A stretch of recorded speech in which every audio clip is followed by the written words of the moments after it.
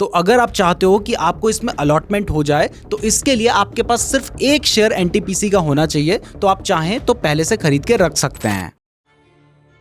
मेरे एक कजन है, उन्होंने आईपीओ में अप्लाई करने के लिए 8 डीमैट अकाउंट खोल रखे हैं। मतलब कैसा भी आईपीओ आ जाए, चाहे छोटा हो या बड़ा हो, वो अगर ओवर सब्सक्राइब होता है तो वो अपने सारे डीमैट अकाउंट से 2-3 लॉट अप्लाई कर देते हैं। ऐसे टोटल 18-20 लॉट वो अप्लाई करते हैं और उसके बाद 1-2 लॉट तो उन्हें मिल ही जाते हैं। और इस तरीके से पूरे इस साल में उन्होंने अभी तक 3.5 लाख रुपए से ज्यादा कमा लिए हैं। और तो और उन्हें बजाज हाउसिंग फाइनेंस का भी आईपीओ मिल गया था और वो भी 3 लॉट मिले थे, जिससे उन्हें लगभग 50,000 रुपए का फायदा हुआ। तो अगर आप चाहें तो आप भी ये सेम तरीका फॉलो करके अपने लिए एक एक्स्ट्रा इनकम जनरेट कर सकते हैं। खैर, आपको बता दूं कि आपको सोच समझ कर ही आईपीओ में अप्लाई करना चाहिए, लेकिन इसके लिए आपको पता तो होना चाहिए कि इस साल कौन कौन से और बड़े आईपीओ आने वाले हैं। क्योंकि अगर आपको पता होगा तो आप अपनी तैयारी पहले से करके रखेंगे, जिससे आपको आईपीओ अलॉट होने के जो चांसेस हैं वो बढ़ सकते हैं। तो इसमें जो हमारा सबसे पहला आईपीओ इस साल आने वाला है वो है एनटीपीसी ग्रीन एनर्जी। एनटीपीसी यानी नेशनल थर्मल पावर कॉर्पोरेशन का जो स्टॉक है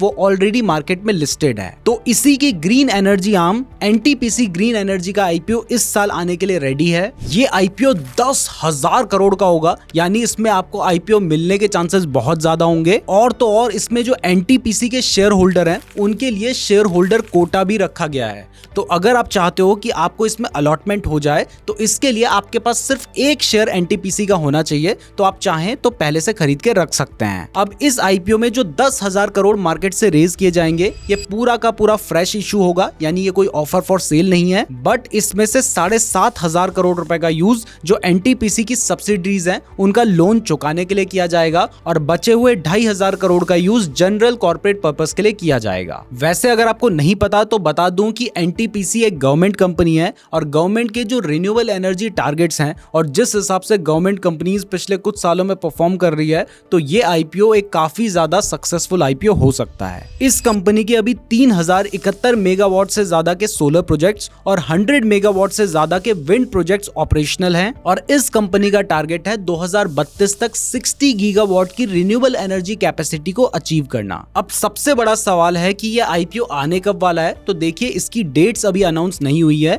लेकिन कंपनी की मैनेजमेंट ने कहा है कि वो इस साल के एंड से पहले अपना जो आईपीओ है वो मार्केट में लेकर आ जाएंगी। तो आप नवंबर-दिसंबर के आसपास इसको एक्सपेक्ट कर सकते हैं। अब नेक्स्ट आईपीओ के बारे में बताने से पहले आपको पता है कि आजकल आईपीओ इतने ज्यादा ओवर सब्सक्राइब हो रहे हैं कि उसमें अलॉटमेंट होने के चांसेस बहुत कम होते हैं।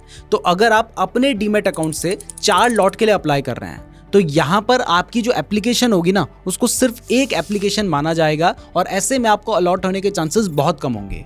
जबकि इसकी जगह पर अगर मान लीजिए आप 4 अलग अलग डीमैट अकाउंट से अप्लाई करेंगे, यानी एक आपने अपने नाम से कर लिया, एक अपनी वाइफ के नाम से कर लिया, 2 अपने पेरेंट्स के नाम से कर लिया, तो यहाँ पर भी आपने 4 ही लॉट को अप्लाई किया है, लेकिन आपने 4 अलग अलग लोगों के नाम से अप्लाई किया है। तो यहाँ पर आपकी जो एप्लीकेशन होंगी वो 4 हो जाएंगी और ऐसे में आपको अलॉट होने के जो चांसेस होंगे वो बढ़ जाएंगे। इसलिए अगर आप चाहते हो कि आपको आईपीओ में अलॉटमेंट हो तो आप अपनी फैमिली मेंबर्स के भी डीमैट अकाउंट खुलवा सकते हैं और फ्री डीमैट अकाउंट खुलवाने का लिंक मैंने आपको डिस्क्रिप्शन पे दे रखा है। मैं भी इसी कंपनी का डीमैट अकाउंट यूज करता हूं, तो डिस्क्रिप्शन से अपना फ्री डीमैट अकाउंट जरूर खुलवा लीजिएगा। तो अब जो नेक्स्ट आईपीओ आने वाला है ये भी बड़ा इंटरेस्टिंग है और यह है ओएनजीसी ग्रीन एनर्जी। ओएनजीसी का नाम आपने सुनी रखा होगा, ये भी स्टॉक मार्केट में लिस्टेड है और ये इंडिया की largest crude oil and natural gas company है और एनटीपीसी की तरह ही ये एक गवर्नमेंट ओन महारत्न एंटरप्राइज है। तो ओएनजीसी ने अपनी सब्सिडरी ओएनजीसी ग्रीन एनर्जी को इसी साल 27 फरवरी को एस्टैब्लिश किया था।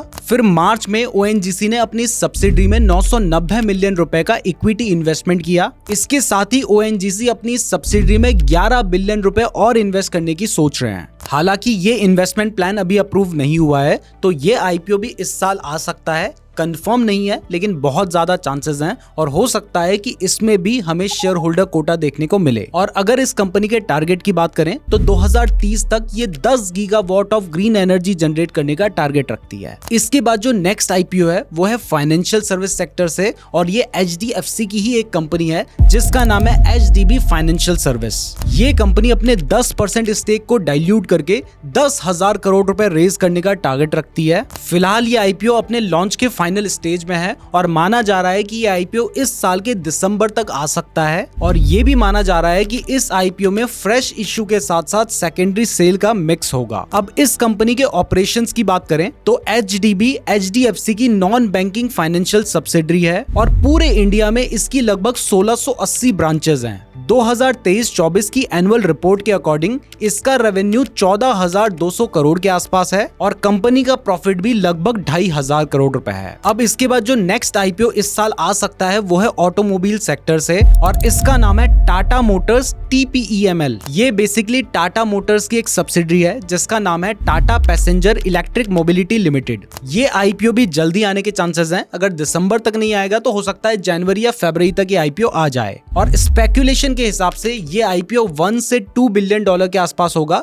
मतलब आप समझ सकते हैं कि 8,000 करोड़ से 16,000 करोड़ के बीच का ये आईपीओ हो सकता है। कंपनी की परफॉर्मेंस की बात करें तो टाटा मोटर्स ने अपनी सब्सिडरी TPEML के थ्रू फाइनेंशियल ईयर 24 में अभी तक 53,000 इलेक्ट्रिक व्हीकल्स की सेल की है और ईयर ऑन ईयर बेसिस पर इसकी सेल 69% के रेट से ग्रो हुई है। और अगर इसके टारगेट की बात करें तो नेक्स्ट फिस्कल ईयर में ये कंपनी 1 लाख ईवीज को सेल करने का टारगेट रखती है। तो ये आईपीओ भी एक बहुत बड़े नाम और एक बहुत बड़े काम के साथ आने वाला है, तो इसके लिए भी आपको अपनी तैयारी पूरी रखनी है। नेक्स्ट फिर से एक एनर्जी सेक्टर का आईपीओ है जिसका नाम है Bajaj energy limited. Bajaj energy limited Bajaj group और ललितपुर पावर जनरेशन कंपनी की एक सब्सिडरी है। इस आईपीओ का इशू साइज 5,450 करोड़ का होगा जिसमें 5,150 करोड़ का फ्रेश इशू और बाकी OFS होगा। ये एक largest private sector thermal power generator है जिसका ट्रैक रिकॉर्ड अपने ऑपरेशंस को लेकर काफी अच्छा रहा है, बट अभी इसकी डेट्स अनाउंस नहीं हुई है। नेक्स्ट आईपीओ की बात करें तो ये भी ऑटोमोबाइल सेक्टर से है और इसका नाम है हुंडई मोटर्स इंडिया लिमिटेड। इन्होंने भी जून में अपना सेबी के साथ DRHP फाइल किया था। आईपीओ की अगर डिटेल्स की बात करें तो कंपनी अपने 142.2 मिलियन शेयर्स को सेल करके 25,000 करोड़ रुपीस रेज करने का प्लान कर रही है। आप सभी को पता है कि हुंडई क्या काम करती है। इवन हमारी पहली कार भी हुंडई की ग्रैंड i10 थी, तो हुंडई से अपना एक खास लगाव है। बाकी ये इंडिया की 3rd लार्जेस्ट रेवेन्यू जनरेटर भी है ऑटोमोबाइल सेक्टर में और फाइनेंशियल ईयर 23 में इसका जो रेवेन्यू था वो 60,000 करोड़ रुपए था और इसका प्रॉफिट भी 4,700 करोड़ का था। इसके बाद जो नेक्स्ट आईपीओ अनाउंस है वो है स्विगी का। कंपनी अपने एक्सपेंशन के मोटिव से इस आईपीओ को लेकर आ रही है। स्विगी इस आईपीओ से 11,000 करोड़ रुपए रेज करने का प्लान कर रही है जिसमें फ्रेश इशू 5,000 करोड़ का होगा और ये आईपीओ नवंबर में आने के चांसेस हैं। स्विगी क्या बिजनेस करती है ये आपको पता ही है, लेकिन कंपनी लॉस मेकिंग है ये भी आपको पता होना चाहिए, बट इसका रेवेन्यू 36% के रेट से ग्रो हुआ है और अभी इसका जो लॉस है वो 44% के हिसाब से कम हुआ है। इसके बाद नेक्स्ट आईपीओ वापस से आ जाता है हमारा रिन्यूएबल एनर्जी सेक्टर का और इसका नाम है SJVN ग्रीन एनर्जी। SJVN एक ऑलरेडी स्टॉक मार्केट में लिस्टेड इलेक्ट्रिसिटी जनरेशन कंपनी है, तो उसी की सब्सिडरी SJVN ग्रीन एनर्जी भी अपना आईपीओ लाने का प्लान कर रही है। इसके बारे में अभी बहुत ज्यादा डिटेल्स अवेलेबल नहीं है, लेकिन ये भी बहुत जल्दी आईपीओ लाने वाले हैं और क्योंकि इसकी एक parent company already stock market में लिस्टेड है तो चांसेस हैं कि इसमें भी हमें एक शेयर होल्डर कोटा देखने को मिल सकता है। तो अगर आपके पास इसका एक भी स्टॉक होगा